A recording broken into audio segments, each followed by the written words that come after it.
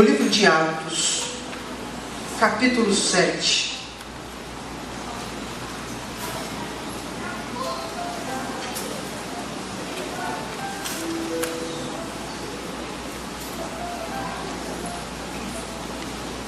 Achou? Atos capítulo 7, versículo 54. Nós vamos acompanhar a história do primeiro mártir relatado na palavra de Deus. Todos acharam?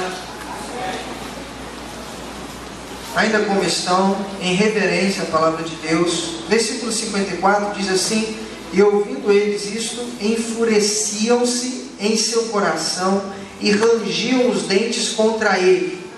Mas ele, estando cheio do Espírito Santo e fixando os olhos no céu, viu a glória de Deus e Jesus, que estava à direita de Deus.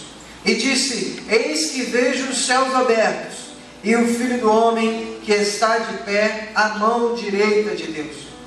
Mas eles gritavam com grande voz, taparam os ouvidos e arremeteram unânimes contra ele, e expulsando-o da cidade, o apedrejaram.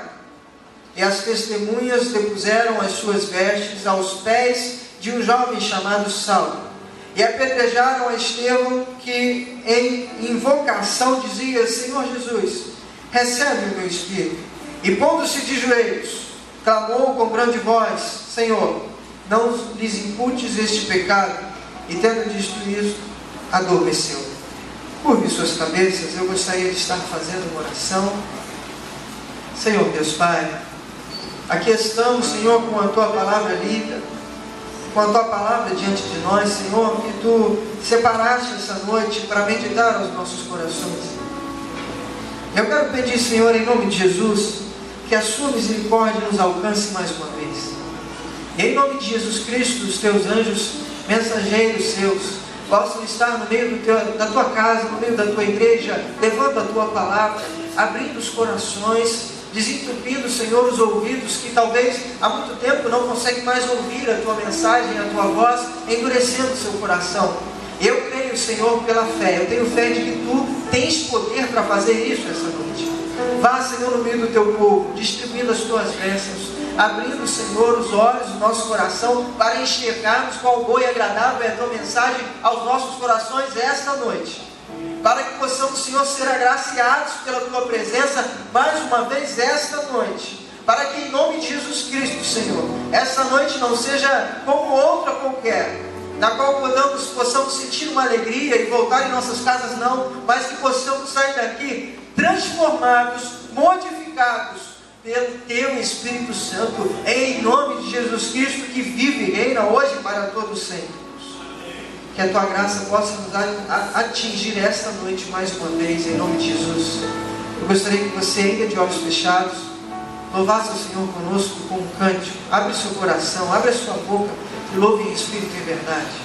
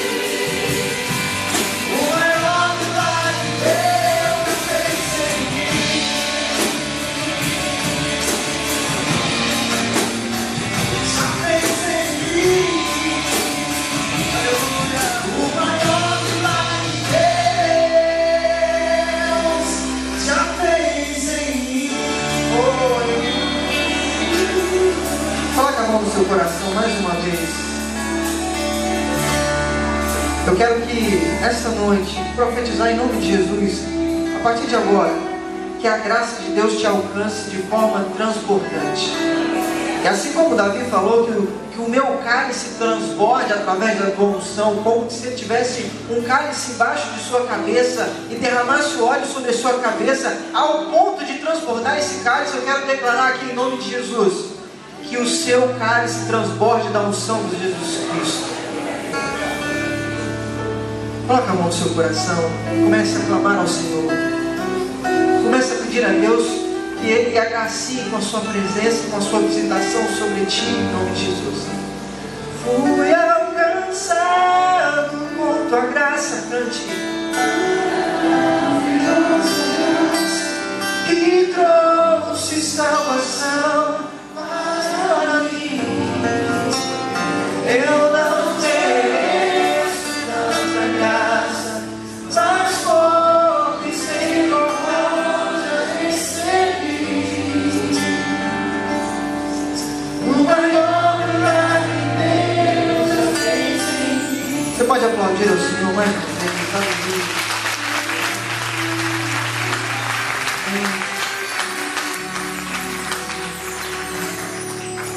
Esse texto, obrigado Ministério de Louvor,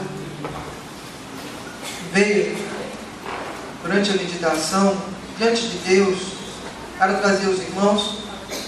Ele relata um fato muito interessante. Estevão foi um diácono cheio do Espírito Santo de Deus, conforme diz a palavra de Deus. E nesse momento Estevão estava findando a sua carreira ministerial. Ele estava findando a sua vida aqui na terra. E a notícia e a mensagem que Deus trouxe no meu coração é uma mensagem que todos nós um dia passaremos. É do viver cristão, é do cotidiano de um indivíduo que talvez nem crente mas ele tem que passar por isso. Eu não quero falar da morte propriamente, eu quero falar de outra circunstância. Quando você é criança, quando você é pequeno, quando você é infante, você também passa por esses momentos. E a criança, ela tem um elemento essencial, que ela é hipermotivada.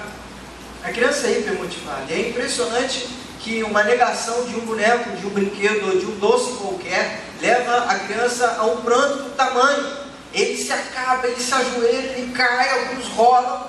E quando você às vezes dá um berro para uma criança, corrige, ele faz isso de novo, porque ele é hipermotivado. Bom seria que todos fôssemos como crianças, porque nós crescemos e não deixamos de chorar. Mas a criança no outro dia, apesar da correção do pai e da mãe, quando o pai estende os braços, ele é capaz de vir e dar uma beijoca na bochecha do pai. E é muito gostoso esse momento. Só que, quando nós éramos crianças, nós agíamos como tais, realizamos momentos como tais, mas nós amadurecemos, crescemos, e aí começam muitos problemas no nosso cotidiano. Quando se é adolescente, nós passamos pelos primeiros problemas de relacionamento, seja eles com amizades, seja eles com relacionamentos amorosos. E começa aquela menina que se canta por aquele garoto, aquele namorico, e se você falar isso com um adolescente, ele fica bravo, porque ele acredita que é eterno e que vai durar para sempre. Nós costumamos ouvir algumas adolescentes falar que é capaz de morrer. Uma criança, um adolescente de 13, 14 anos morrer sem saber ainda o que é o amor. E ele passa pelas primeiras circunstâncias de decepções no amor. Eu ouvi esta semana, e por incrível que pareça, tem se agravado cada vez mais, ou sempre existiu, e devido à globalização tem caído na mídia cada vez mais.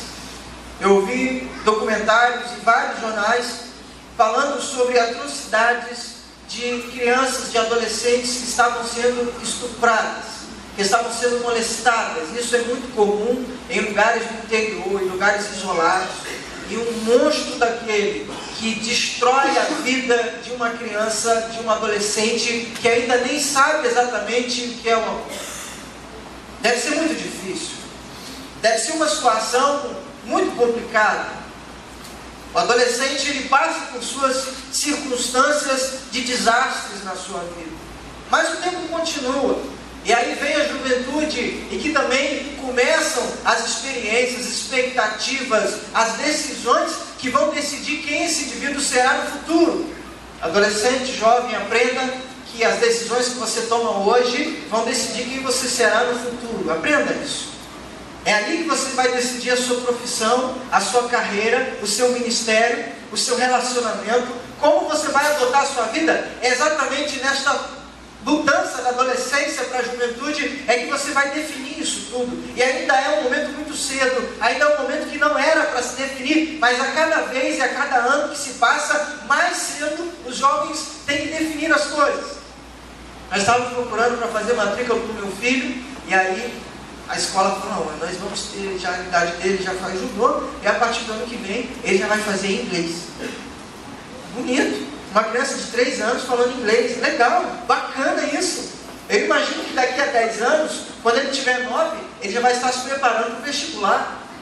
Porque é o que está ocorrendo em grandes países desenvolvidos. Por exemplo, na Coreia do Sul, a criança, ela já nasce e ainda criança, ela já é preparada para a sua profissão. Ela já define os caminhos, os parâmetros que ela vai seguir, e ela já tem o seu estudo voltado para aquilo que ela vai ser no futuro. E eles falam com a boca cheia, os nossos governantes já são ensinados pelo nosso professor. Ou seja, aquela criança de 9 anos, ela já senta na cadeira sabendo que ela vai ser um deputado, um governante no futuro. Muito novo para escolher as coisas. Mas ainda assim, nós passamos por essa circunstância. Ainda na fase adulta, nós conseguimos e continuamos a desenvolver, a amadurecer, a viver e a criar novas expectativas. E aí podemos passar, por exemplo, por situações de extrema desconfiança amorosa. Decepções naquilo que foi dito no altar, em que seria até que a morte nos separe, e a morte não veio, mas o tempo separou. Um divórcio, um problema familiar, um problema com a sua família, e quem sabe aquela adolescente do caso pode ser alguém, um ente querido seu, até sua própria filha. E você sente essa mágoa, acumula essa dor. Ou quem sabe um pai, uma mãe que alcançou e chegou às portas de um desemprego, apesar da avançada idade e a dificuldade de encontrar área no mercado de trabalho. E nós continuamos vivendo e desenvolvendo as nossas vidas. O tempo passa, nós não paramos de viver. O mundo não para de armar situações para que possamos vivê-las. E nós aqui aceitamos a Jesus e precisamos entender, meus amados irmãos, pelo amor de Jesus, pelo amor de Cristo Jesus, que nós temos que entender aquilo que Cristo vem nos ensinar e nos pregar para termos a nossa paz, para alcançarmos o reino dos céus. Você não tem como se isolar deste mundo, você tem que viver neste mundo. Você tem que passar as expectativas que o mundo está lhe oferecendo neste mundo para vencê-las e vencê-las em Cristo Jesus. Estevão não foi livre disso, ele passou por isso. E olha que este homem morreu ao pregar o Evangelho de Cristo, passando por dificuldades, passando por situações. E essas mágoas, meus amados irmãos, na maioria das vezes, nos impedem de nos aproximar do nosso Senhor Jesus. Uma pessoa que tem o coração magoado, o coração abatido, o coração flagelado, ela tem dificuldade de se aproximar diante de Deus. Eu lembro que umas ministrações que eu fiz, e eu estava falando do Pai, uma música da Lagoinha antiga, assim que eles explodiram, que elas falavam sobre Pai, meu Pai, meu Pai, meu Pai. É bonita a canção, é maravilhosa a canção, e eu tive o cuidado de, quando ministrar aquela canção, falar do Pai. Mas uma pessoa que não teve a oportunidade de ter um Pai, jamais vai entender um Deus como Pai, porque ela não teve. Eu ministrando, eu falei aos corações, irmãos, você de repente não teve um Pai. Esta é a oportunidade de você abrir o seu coração para o Pai que está no céu entrar de vez no seu coração e curar a sua vida. E depois de muito tempo, basicamente, eu fui para o Recife, voltei, eu fui ser membro presbítero da igreja onde tinha um irmão que ele também foi a presbítero, e naquela noite de Natal ele estava naquela igreja da Figueira, e ele lembrou daquela ministração e falou assim: eu lembro quando você falou do Pai, eu sempre tive problema com meu Pai. Naquele momento, Deus curou o meu coração. Mas nós passamos por essa circunstância, e precisamos entender que apesar das mágoas, apesar das feridas que o mundo possa ter causado no seu coração, para que nós possamos se achegar ao reino dos céus, nós precisamos aprender a perdoar. Vamos quebrar esse silêncio. Eu quero que você virou e falou assim: você precisa aprender. Tem gente que não falou. Todo mundo. Você precisa aprender a perdoar. Abra sua Bíblia na palavra de Deus em Mateus capítulo 18. Tem algum outro microfone sem fio aí, não? Mateus capítulo 18, versículo 21, nós vamos encontrar uma parábola que Cristo vem nos trazer e vem nos explicar exatamente um dos critérios para que nós possamos se achegar ao reino dos céus. Abra a palavra de Deus em Mateus capítulo 18, versículo 21, e olha o que Jesus Cristo vem nos dizer, olha o que Cristo vem nos ensinar através desse texto. Bem, isso aqui ele tem um design menos sofisticado, mas ele é ótimo, porque não está chiando, eu acho que não. Diz assim a palavra de Deus: então Pedro, aproximando-se dele, disse: Senhor, até quantas vezes pecará o meu irmão contra mim? E eu lhe perdoarei até 7 vezes? Jesus lhe disse: não te digo que até 7, mas até 70 vezes 7. Ele continua, meus amados, e fala do reino de Deus, e ele diz assim: por isso, o reino dos céus pode comparar-se a um certo rei, que quis fazer contas com os seus servos. E começando a fazer contas, foi apresentando o que lhe devia 10.000 talentos. E não tendo ele como que pagar o seu senhor, mandou que ele, a sua mulher e seus filhos fossem vendidos, com tudo o quanto tinha, para que a dívida lhe pagasse. Então aquele servo, prostrando-se, o reverenciava, dizendo: Senhor, seja generoso para comigo, tudo te pagarei. Então o senhor daquele servo, movido de íntima compaixão, soltou-o e perdoou-lhe a dívida. Saindo, porém, aquele servo encontrou um dos seus conservos que lhe devia 100 denários, e lançando mão dele, sufocava-o, dizendo: paga-me o que me deres. Então o seu companheiro, prostrando-se aos seus pés, rogava-lhe, dizendo: seja generoso comigo e tudo te pagarei. Ele, porém, não quis, antes foi encerrá-lo na prisão até que pagasse a dívida. Vendo, pois, os seus conservos o que acontecia, contristaram-se muito e foram declarar ao seu senhor tudo quanto se passara. Então o seu senhor, chamando-o à sua presença, disse-lhe: servo malvado, perdoei-lhe toda aquela dívida, porque lhe suplicasse. Não devias tu igualmente ter compaixão do teu companheiro, como eu também tive misericórdia de ti? Indignando-se o seu senhor, o entregou aos atormentadores, até que se pagasse tudo o que devia. Assim vos fará também o Pai Celestial, se do coração não perdoares cada um a seu irmão as suas ofensas.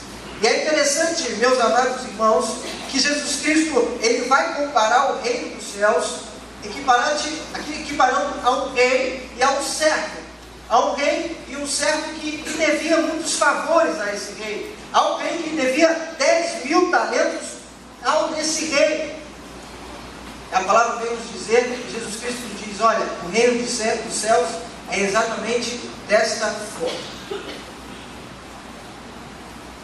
Me traz o texto à mente o pensamento de que todos nós, sem exceção nenhuma, nascemos constituídos em pecado. Desde Adão, desde a natureza pecaminosa que foi herdeira sobre toda a criação. Eu digo toda a criação, é toda a criação, não são apenas homens, mas também se estende a todos os seres vivos. Todos os seres vivos estão condenados diante de Deus. Todos. Estamos impuros, desde a nossa essência, desde lá atrás. Aquilo que nos traz a vontade e a satisfação do prazer mundano está lá atrás, até um certo ponto. E este ponto se chama Jesus Cristo. Entenda, meus amados irmãos, que a condição para aceitar o pecado da humanidade é ao mesmo tempo a condição para aceitarmos a salvação de Jesus. Certa vez, conversando com o Senhor e falando de Jesus Cristo para ele se julgava totalmente santo, ele se julgava bom, ele fazia doações, ele doava não sei quantas cestas básicas por mês, ele era caridoso, ele nunca maltratava ninguém, e mesmo agora você está um pouco equivocado, porque a Bíblia nos fala que apenas Cristo, não tem outro. Cristo é o único caminho para se chegar ao nosso Deus. E para que nós possamos entender esse caminho, possamos aceitar que a natureza pecaminosa está impregnada a nós. Entenda, amados, por mais que nós buscamos, e a santidade, ela é um processo. A santidade, ela só vai se tornar um fato quando nós estivermos nos céus. Porque se a igreja fosse perfeita, nós subiríamos assim como Elias subiu, numa carruagem de fogo. Algumas pessoas que falam, irmãos, eu tenho tanto tempo de cristianismo, sou tão santo, mais santo do que muitos que aqui estão. Mentira! A própria palavra de Deus, João vai falar que aquele que se diz santo, que diz que não tem pecado, se faz de mentiroso, porque todos pecaram diante de Deus. A próprio ato, e ali, dentro do coração pecaminoso, está o ato de cometer o pecado. E Jesus, através do seu sangue derramado na cruz, é aquele que nos qualifica e nos purifica de todo o pecado. É preciso que você entenda isso. E ele fala assim, olha, eu quero lhes dizer, Jesus Cristo falando conosco, todos vocês possuem uma dívida extraordinária com Deus. Todos vocês são como servos diante do reino dos céus. E Deus é aquele que cobra. Deus é aquele que diz, existe um código de conduta, de ética, de santidade diante de Deus, para que você possa alcançar a vida eterna. Ele chega diante de ti e cobra essa conduta. E ele fala assim, olha, os teus pecados são muitos. Conta-se a história que Lutero, antes de ir para o tribunal na igreja romana, ele estava buscando de Deus uma confirmação, uma palavra para se defender. Quem viu aquele filme de Lutero, o último, narra um pouco do seu isolamento no quarto, e naquele isolamento ele buscava de Deus, e ele se açoitava como se o diabo viesse a perturbá-lo. Diz a história que Lutero naquele momento foi angustiado e atormentado pelo diabo diversas vezes. E o diabo chegava e mostrava para ele todos os seus pecados. E mostrava para ele, olha aqui, você, um homem que quer reformar a igreja, um homem que quer mudar toda a história, olha quantos pecados você tem.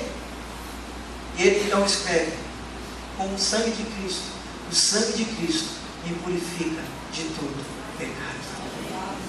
Nós temos uma dívida que é imensa, e de vez em quando o imundo, ele vem levantar algumas coisas do nosso passado. De vez em quando, ele tenta nos acusar, porque a Bíblia nos fala que Jesus Cristo não nos acusa de nada. Ele antes lança fora no mar do esquecimento todo o seu passado. Então, uma vez que você está em Cristo, nova criatura é, e as coisas que ficaram para trás ficaram. Eis que tudo se fez novo. Só quem te olha com aspecto velho é o diabo. Ele é o único que vem te acusar.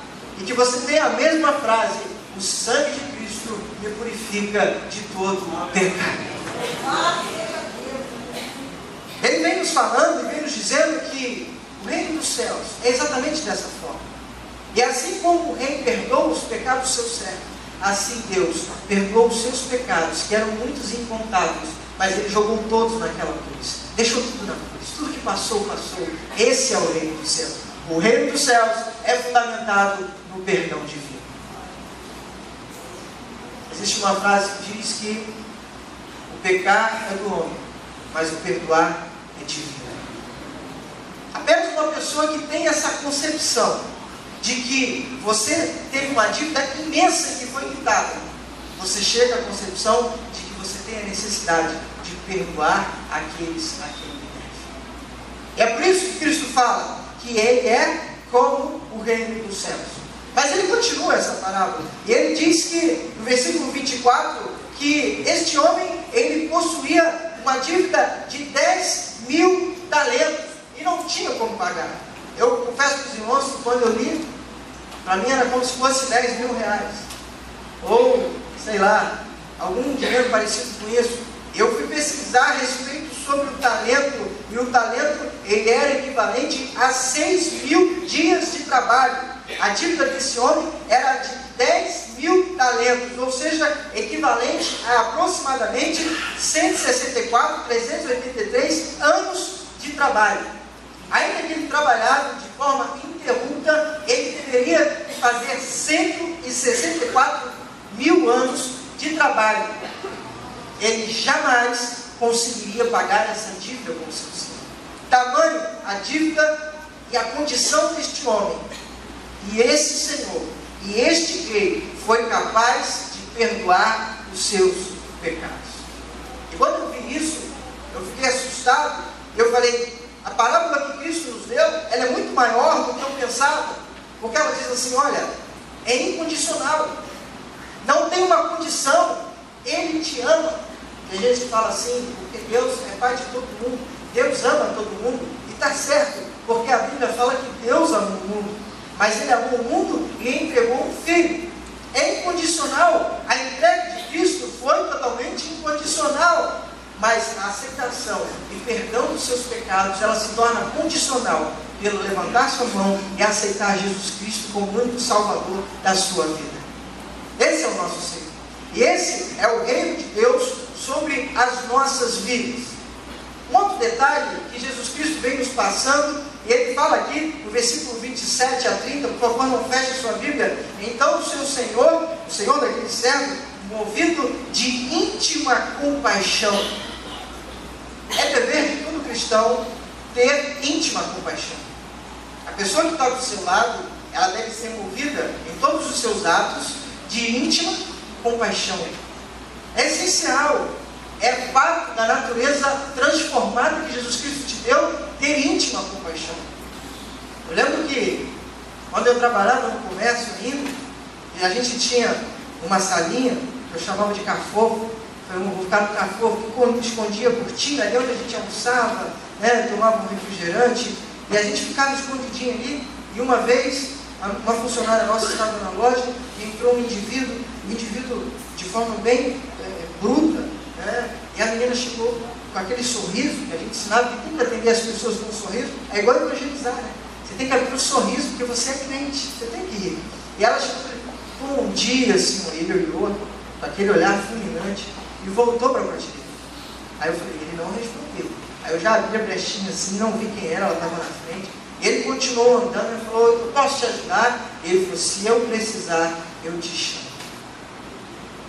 E aí eu fiquei olhando para esse indivíduo, e para minha tristeza, o indivíduo era um líder da mesma igreja que eu. E por vergonha, eu fiquei ali quietinho, não quis sair hipótese nenhuma, para ele não me identificar e não me ver que ele estava ali, porque é inadmissível que nós possamos viver o nosso cristianismo sem termos íntima compaixão. Eu quero que vocês entendam que a íntima compaixão está em todos os textos, em toda a palavra de Deus, principalmente nos fatos em que Cristo esteve. Se você abrir a palavra de Deus em Mateus capítulo 9, vire as folhas que estão aí, Mateus capítulo 9, 36. E vendo a multidão, e Jesus Cristo vai falar da seara dos ceifeiros, teve grande compaixão deles, porque andavam desgarrados e errantes como ovelhas que não têm pastor.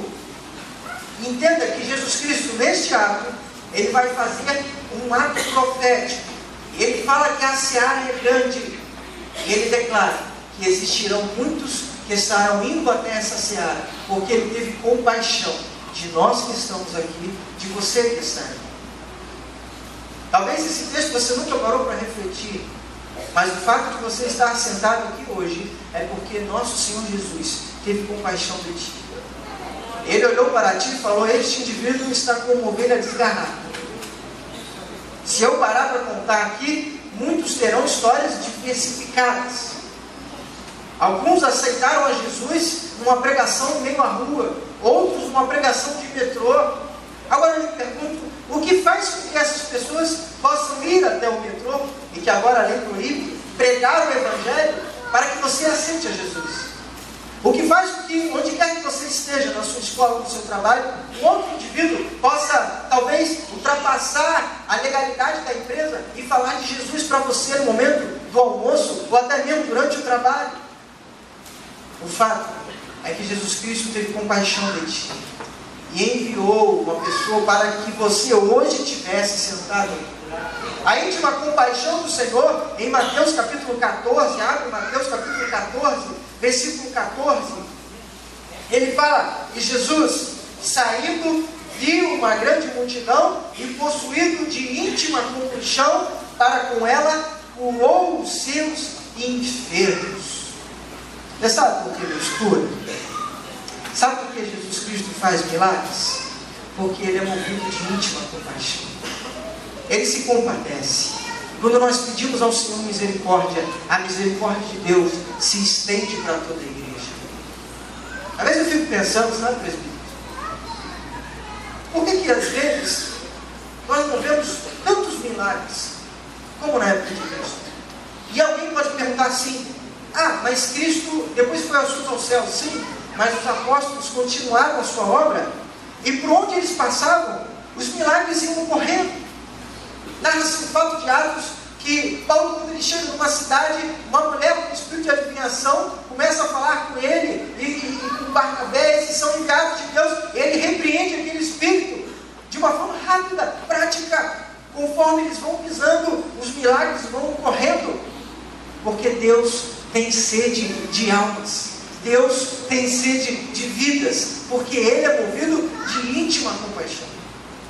Eu fico pensando, o que faz com que um homem abra a mão da sua vida e vá percorrer até os confins da terra?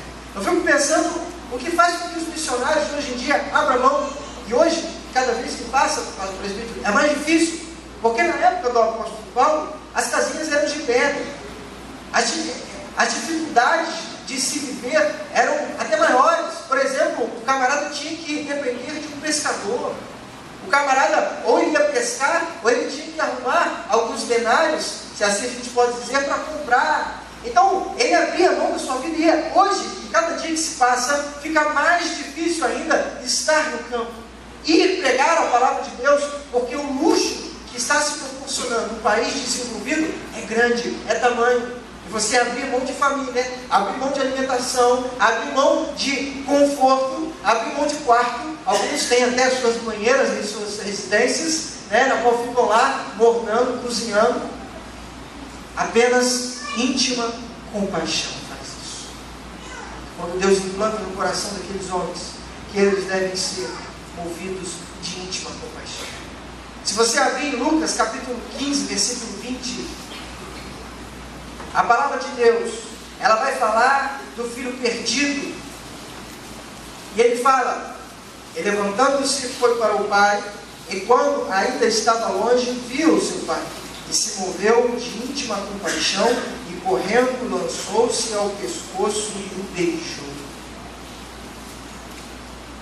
Este rapaz, este filho pródigo, que estava perdido, que estava solto, e quando ele saiu de sua casa, seu pai chamou e falou, olha meu filho, o mundo é ruim, o mundo é mau, e o mundo só tem maldade para lhe oferecer. Ele não quis saber, ele pegou sua herança, ele juntou os seus trapos, ele botou a sua bolsinha nas costas, ele foi embora da residência de seu pai, onde havia conforto, onde havia tranquilidade, onde havia estabilidade.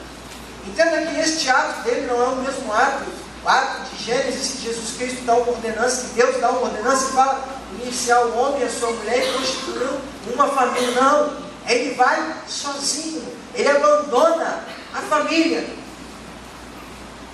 E quando ele vê o seu pai, ele move-se de íntima compaixão. Apenas o poder de Deus em nossos corações é capaz de fazer com que nós possamos abrir os nossos olhos e movermos de íntima compaixão e arrependermos dos nossos pecados e das nossas transgressões. E eu creio que este pai, ao olhar aquele garoto que estava vindo, também precisou de ser tratado por Deus, porque aquele menino pegou a sua herança, aquele menino rachou o seu patrimônio, aquele menino causou-lhe uma mágoa no seu coração e causou um bloqueio sobre toda a sua família. Se você continuar a ler o texto, você vai ver que esse bloqueio ele se estende, porque quando esse jovem chega, o seu pai fica tão feliz que dá uma festa, ele dá um banquete.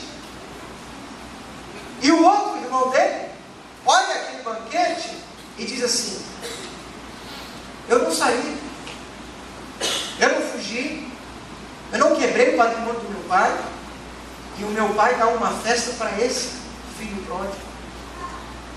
Entenda que apenas movido de compaixão, e quando Deus trabalhar no coração daquele jovem, ele pode olhar, se alegrar e falar: festejamos, pois, porque o meu irmão que se foi voltou para a casa do meu pai. Às vezes nós estamos na igreja e precisamos de ter compaixão no nosso coração. E o indivíduo, quando ele volta irradiante do poder de Deus. É assim quando você volta de umas férias bem tiradas.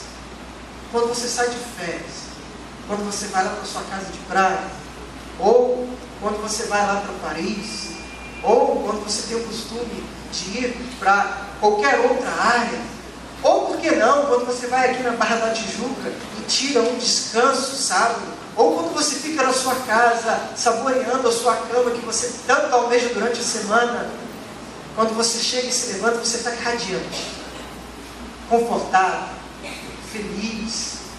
É dessa mesma forma quando uma pessoa volta para Jesus. Ele volta para o recinto de onde ele nunca deveria ter saído. E aí ele chega e a gente dá a oportunidade e fala: meu filho, abre os braços, venha para o Pai, venha para a casa de onde você nunca deveria ter saído. Porque Deus nunca, absolutamente nunca, irá esquecer aqueles que se foram. Ele está sempre com os braços erguidos, estendidos, para receber os seus filhos que talvez se desviaram dos seus caminhos. Porque o nosso Deus é movido, é impetrado de íntima compaixão. Quem sabe se essa íntima compaixão esteja nessa noite movendo o nosso coração. E o não querer perdoar, ele pode se tornar uma atitude extremamente humana. Porque se Deus é amor, e se o amor de Deus revela o perdão, aquilo que se opõe ao amor, aquilo que se opõe ao perdão, pode ser o ódio, é sempre uma atitude humana. É o mesmo pensamento da santidade. Deus é santo porque Ele é perfeito. E tudo aquilo que é perfeito é santo. Tudo aquilo que se opõe à perfeição de Jesus é mal, é maligno. E é por isso que o mal não se fez sozinho. O mal é tudo aquilo que se opõe ao nosso Deus. O não perdoar é aquilo que se opõe a perdoar. E perdoar faz parte da vida cristã e da santidade cristã. Agora, existe um outro ponto desse texto, que é o deste homem. E este homem, que quando ele sai, ele tem a sua dívida perdoada, e essa sua dívida, ela é gigantesca, ela é tamanha, mas ele tem a sua dívida perdoada. E este homem, então, ele volta. E quando ele está a caminho, aquele servo encontra um conservo. Conservo é o mesmo âmbito, é a mesma linha do servo.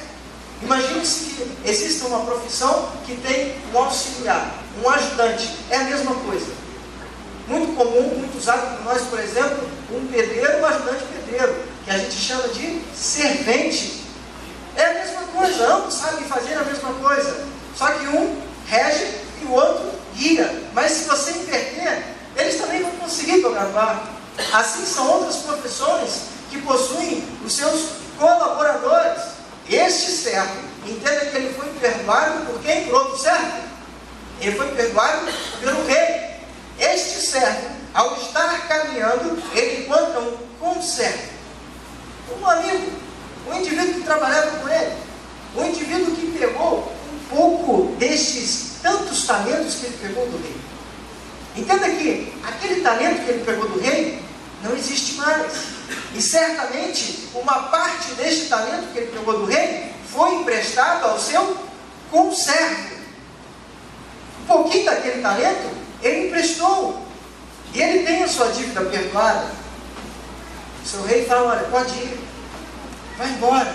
Nós estudamos aqui nas nossas terças-feiras, e nas terças-feiras nós aprendemos que o indivíduo, quando ele tinha sua dívida muito grande, ele deveria pagar qualquer custo. Por isso surgia-se então a função dos escravos. O escravo era aquele indivíduo que tem uma dívida tamanha que ele tem que trabalhar para o seu senhor o resto da sua vida para pagar, ou até um determinado tempo para pagar essa sua dívida. Esse indivíduo, pelo texto lido, ele deveria entregar a sua mulher, entregar os seus filhos e trabalhar a vida toda para que tivesse a sua dívida quitada. Mas no caminho, ele encontra um servo que devia alguns poucos denários, que devia alguns poucos valores físicos. E ele encontra aquele homem e sufoca. O que deveria ser sufoco? Eu imagino que esse camarada, quando encontrou esse conservo, pegou pelo pescoço, levantou e falou: agora tu vai me pagar. Agora eu quero que você venha e me acerte todas as contas, porque eu não vou deixar barato. Cara, roda baiana, e aqui não tem isso, graças a Deus que não tem. Aqui é só lavado e remido pelo nosso Senhor Jesus Cristo. Ele não leva desaforo para casa. Presbítero, eu sou santo, mas se pisar no meu pé, eu não levo desaforo para casa. Eu nunca ouvi isso aqui, graças a Deus. Isso acontece muito na Baixada, né? Aqui não, aqui o povo é tudo lavado e remido pelo sangue de Cristo. Ele pega pela gola daquele homem, levanta: tenha compaixão de mim, porque eu não tenho como pagar. E a atitude dele foi diferente do rei. Ele pega aquele homem, lança na prisão: vai ficar aí até tu me pagar o que tu me deves. Atitude inversa. Atitude que não revela que ele aprendeu com as circunstâncias da vida. Atitude que revela que ele não aprendeu com tudo aquilo que ele enfrentou.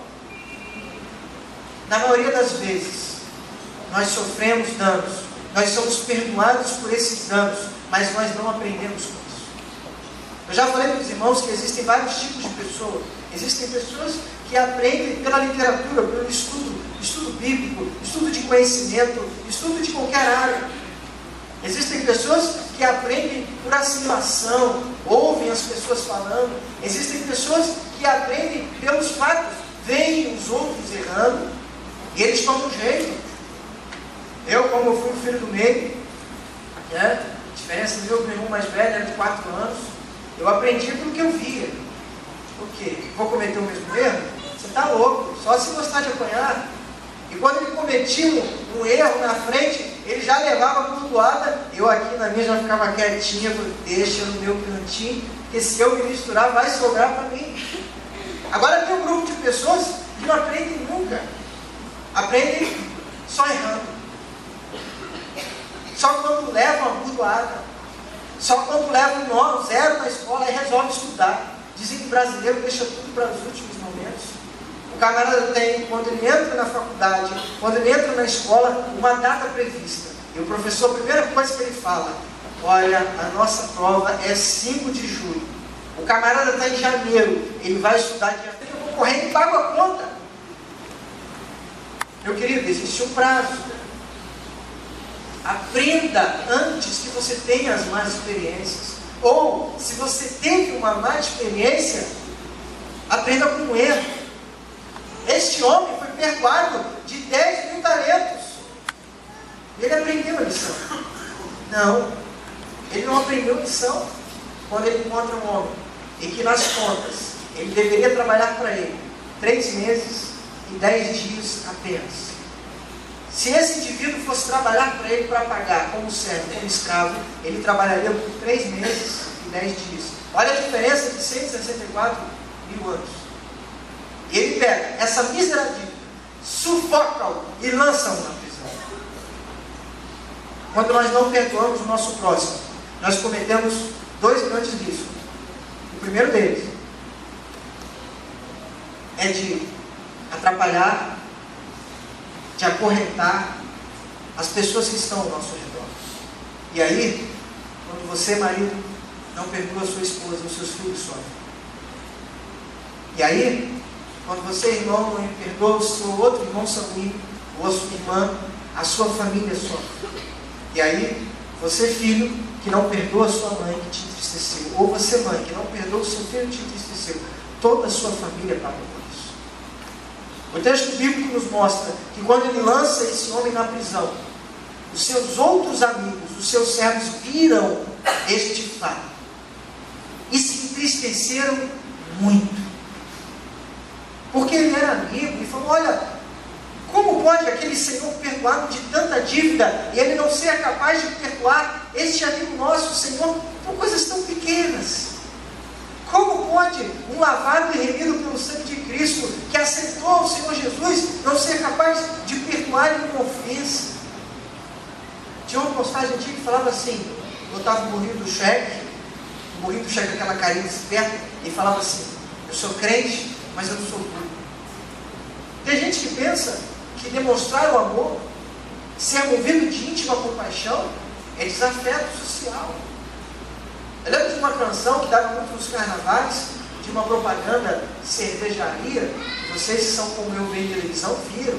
Ele cantava um corinho nosso, era uma deformação do corinho nosso. Ele cantava assim, como se fossem jovens reunidos num retiro, com um violãozinho. Ele cantava assim no retiro: nós somos jovens, nós somos do exército, o exército. Aí cortava.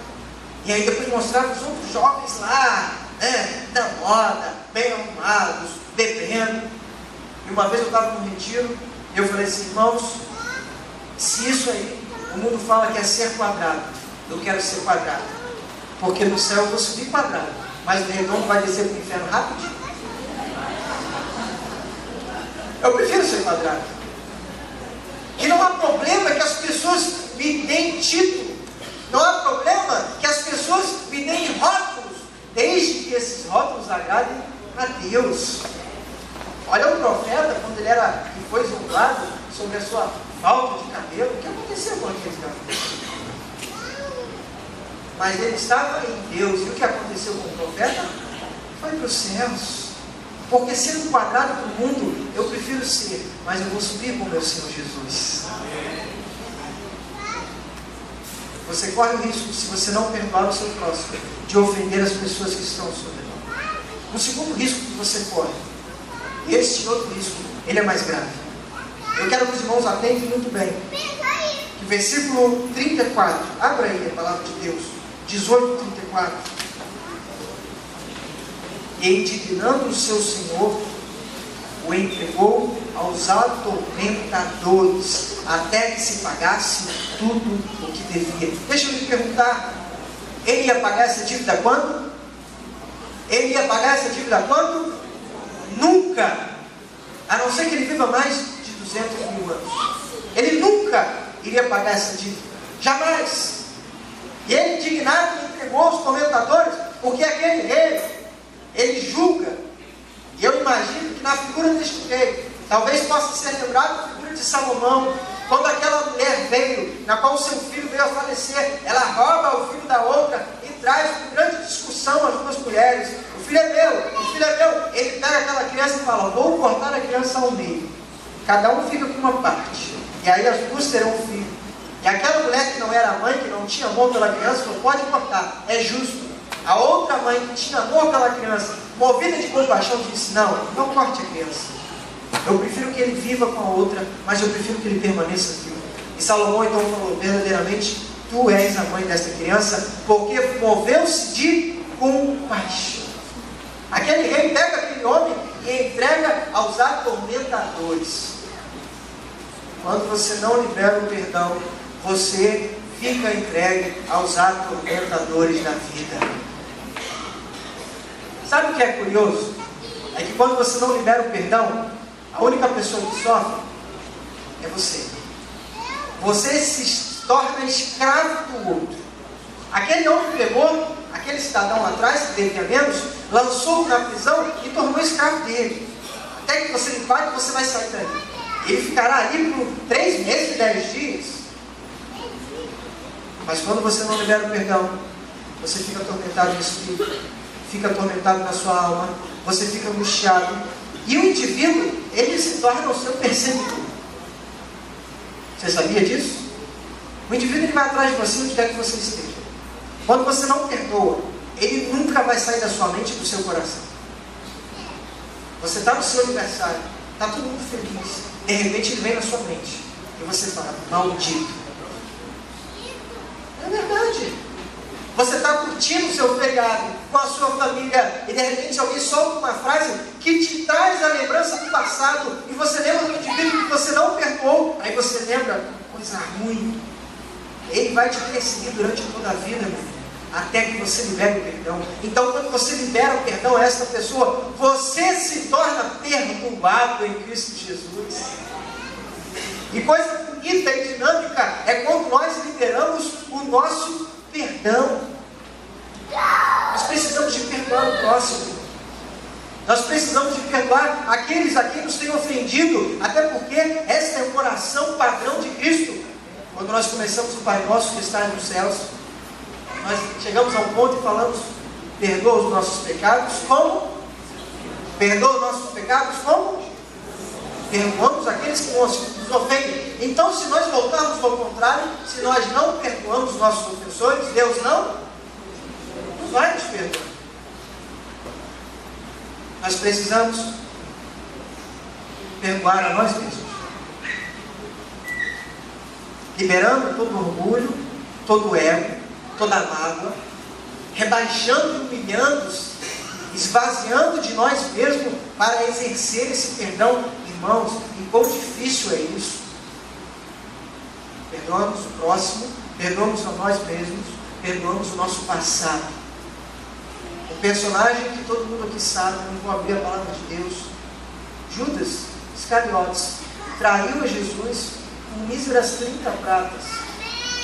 E quando ele viu que Jesus Cristo foi condenado, quando ele viu que a chapa esquentou, ele pegou aquelas moedas, jogou para aqueles senhores do templo e falou: vocês me fizeram trair o meu Jesus. E eles falam: isso é problema teu, não é problema nosso. Ele não perdoou a si mesmo. E diz a palavra de Deus, se eu não me engano, em Mateus capítulo 27, 5, que ele foi se enforcar. Se você não libera o perdão, você é movido de angústia, você é movido de preocupação, e isso pode te levar a uma solidão, e isso pode te levar até mesmo a um óbito. Eu louvo ao Senhor, que o nosso Deus é um Deus que nos ensina a perdoar. Aí eu volto agora para o texto de Atos, capítulo 7, versículos 54 ao 60. Eu encontro este homem. Estevão já teve esse escrito que nós passamos. Estevão certamente teve acesso a esta parábola que nós passamos. Eu quero que os irmãos entendam, pelo amor de Cristo, que nesta época nós não tínhamos a Bíblia como ela está escrita hoje. Eram pergaminhos. Em um estudo de terça-feira, eu trouxe um papiro aqui. Quem lembra do papiro? Eu trouxe um papiro, todo mundo pegou o papiro. Era aquilo ali que era usado. E se enrolava o papiro, se colocava em garrafas e se passava pelas igrejas. Estevão, um dos maiores pregadores do cristianismo primitivo, certamente teve conhecimento das falas e dos escritos referente a Cristo. E ele teve esse acesso. Ao falar do Evangelho, ao pregar o pecado diante do povo de Israel, que Jesus Cristo estava entre eles, e eles têm rejeitado a palavra de Deus até os dias de hoje, aquele homem foi condenado. Ele não só foi condenado pela população que ali estava, como ele também foi expulso de sua cidade. Entenda que esse homem já estava com dois quesitos: condenação e expulsão.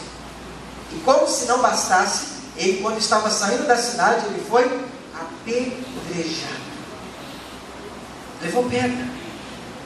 Ofenderam-lhe não só verbalmente, como também fisicamente. Eu acho uma das cenas mais bonitas que nós temos na palavra de Deus, quando esse homem de Deus levanta suas mãos e começa a clamar a Jesus Cristo. E a Bíblia nos relata que ele consegue ver a Deus pela fé. Ele vê o Filho de Deus sentado à destra do trono de Deus. E quantas pessoas mais pedras jogava, mais o seu coração era movido de íntima compaixão. E antes de morrer, o que Estevão faz? Antes de morrer, o que Estevão faz? Versículo 60. Ajoelhou-se, clamou com grande voz. E o que ele fez? Acompanha aí. Oi?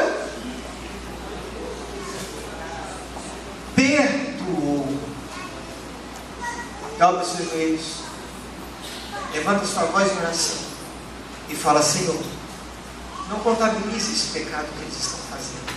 Perdoados estão os seus pecados. O próprio Cristo, antes de morrer, diz: perdoe-lhes porque eles não sabem o que fazem. Eu acredito que toda ofensa que você pode ter sofrido na sua vida, nada se compara a uma morte. Porque certamente ninguém que aqui está foi morto.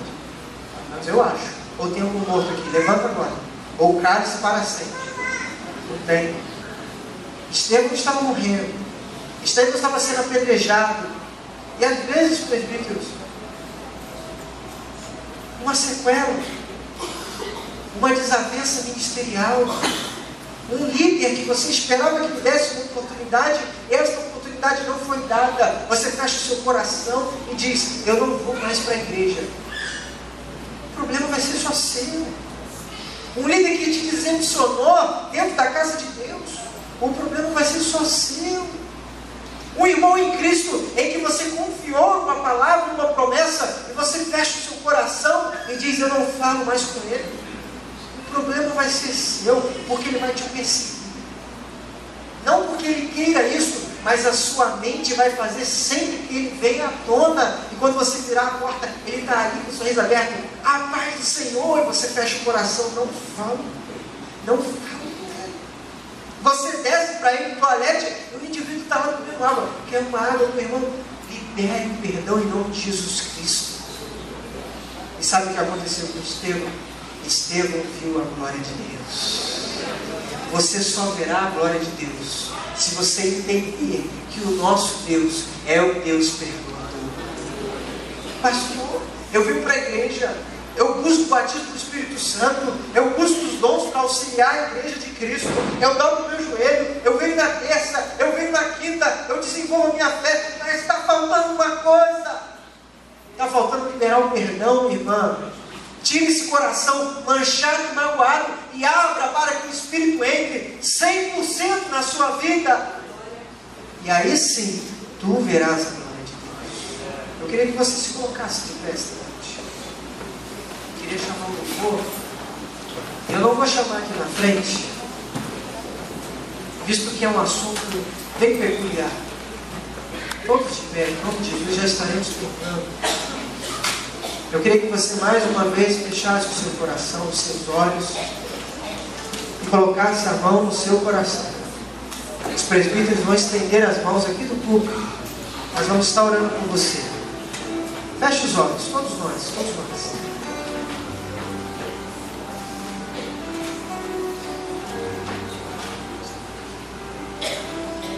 Meu amado, minha amada irmã, eu não sei exatamente aquilo que te afligiu. Eu não sei exatamente aquilo que te magoou, que te constrangeu. Talvez alguma sequela na adolescência, na sua infância. Talvez um abuso que você possa ter sofrido. Eu não tenho a capacidade de ver isso, mas eu tenho fé que Jesus Cristo pode curar isso no teu coração. E por mais que você diga esta noite: eu perdoei meu inimigo, ainda falta alguma coisa. E de vez em quando o diabo vem levantar as artimanhas para tentar ofuscar a sua fé e tentar dizer quem é você, para tentar ver a glória de Deus.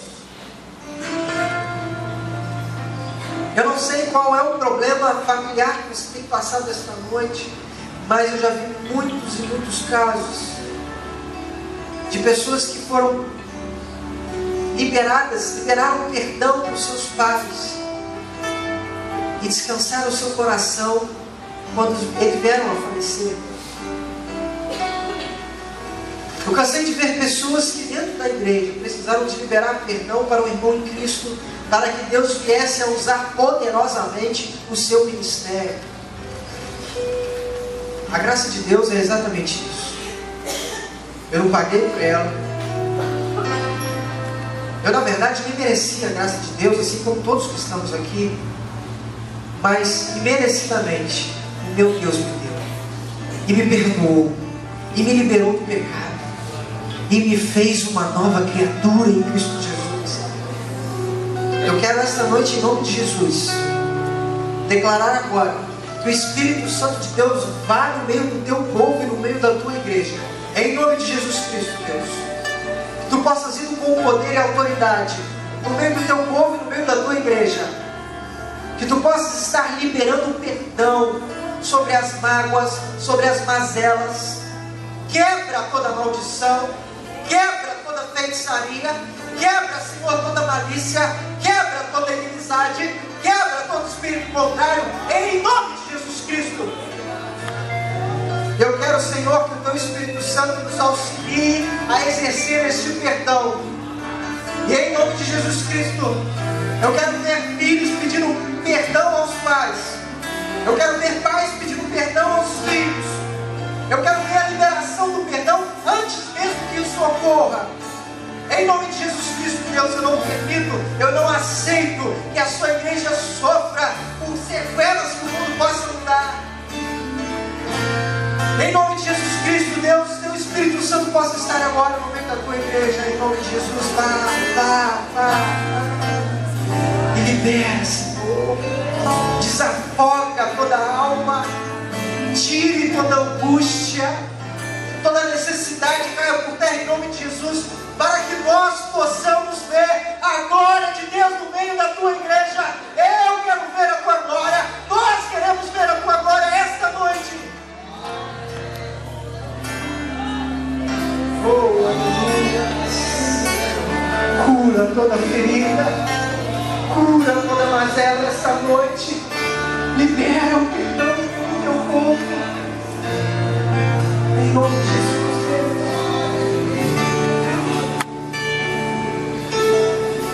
Quando tudo em mim era incerto, os meus olhos já não viam tuas mãos.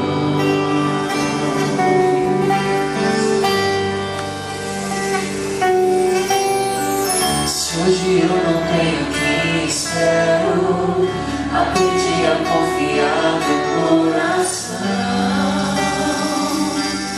em ti, no Deus que cumpre sua palavra e me guarda, mesmo quando penso que é chegado ao fim. Eu só preciso adorar em meio às dores, pois o milagre é um detalhe para ti. Fui alcançado por tua graça, maravilhosa graça, que trouxe salvação para mim. Eu não mereço tanta graça,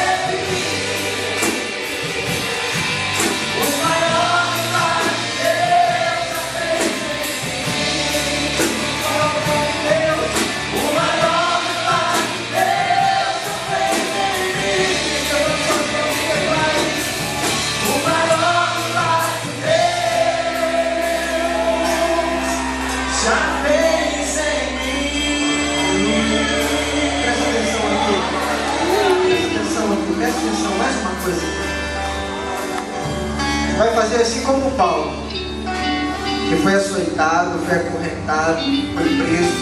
E quando Deus operou o milagre, ele saiu da cadeia que prendia e perdoou os seus agressores. Paulo fez assim. Aquele camarada que açoitou ele foi perdoado por Paulo. E foi perdoado depois do milagre. Foi perdoado depois de ter as cadeias quebradas de Paulo. Esta noite o Senhor quebrou as cadeias aqui na igreja. Esta noite foi o dia que o Senhor quebrou as cadeias das mágoas. Agora você vai fazer assim igual o Paulo. As prisões já não existem mais não. Mas eu não falo com ele há muito tempo, não interessa. Ele nem precisa saber quem você é. Pega o telefone, é o fulano, é. Eu quero dizer que eu te perdoo, porque Jesus Cristo mandou eu te perdoar essa noite. Mas por que você está fazendo isso? Não importa. O que ficou para trás, Deus enterrou. Eu quero só liberar o perdão sobre a sua vida. Se for aqui na igreja, acabar o culto, você desce, compra um lanche e fala assim: meu irmão, lancha comigo aqui, que hoje eu quero exercer, liberar o perdão sobre a sua vida. Mas eu não fiz nada, não interessa, Deus já curou, porque eu já recebi o milagre de Deus, eu já recebi a glória de Deus, eu já vi a glória de Deus, eu já tive as cadeias quebradas, mas eu preciso liberar o perdão sobre a sua vida. Você foi alcançado pela glória de Deus aqui esta noite. Você pode aplaudir ao Senhor.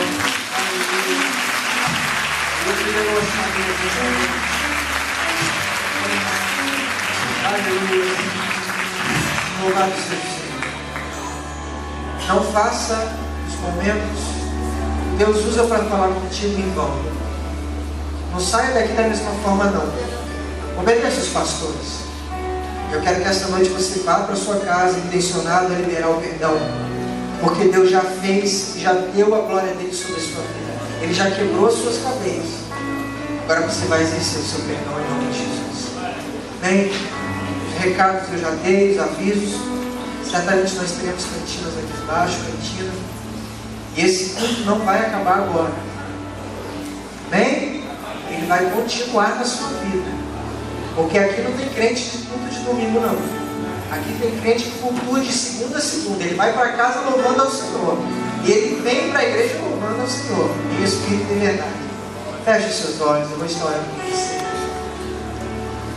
Senhor Deus Pai, agradecido estamos, Senhor, por mais uma noite que estamos aqui reunidos.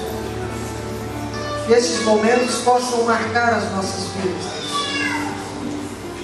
Não termine aqui este culto, mas que nós possamos viver uma vida de intensa expectativa, de intensa compaixão diante, Senhor, dos nossos próximos. Aquele que ouviu a Tua voz aqui esta noite, que precisa liberar esse perdão, eu quero declarar e profetizar, Senhor, a vitória dele em nome de Jesus Cristo. A vitória do Teu Filho já é garantida. Ele conseguirá liberar esse perdão em nome de Jesus. Ele vai conseguir. Porque o Teu Espírito Santo está com ele.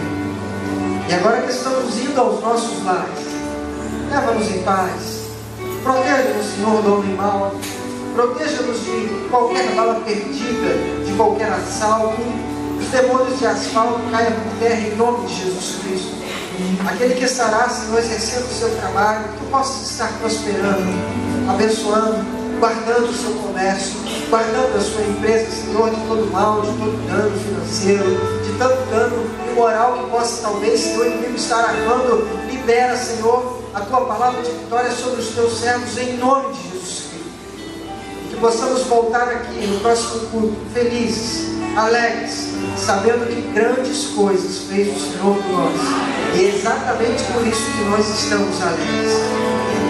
Leva-nos em paz. Em nome de Jesus, amém. Estenda as tuas mãos. Que a graça de Deus Pai, a doce comunhão e consolação do Espírito Santo de Deus esteja conosco hoje e para todos sempre.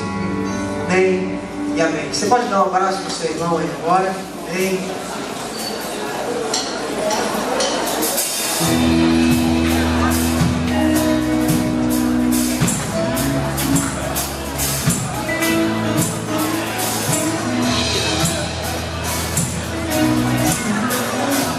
Eu te agradeço, Deus, por se lembrar do que Ele fez na vida. eu vivo pela fé, eu não vacilo, Deus suprir.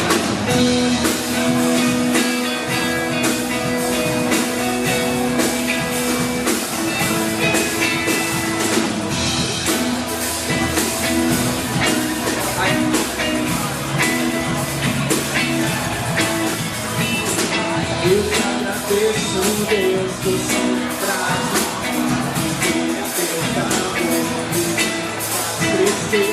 Eu vivo pela fé, que não vacilo.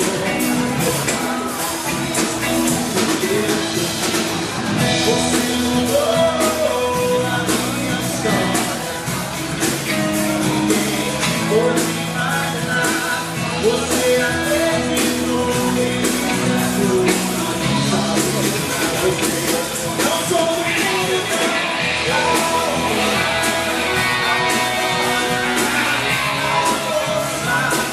eu vou a Deus levantar.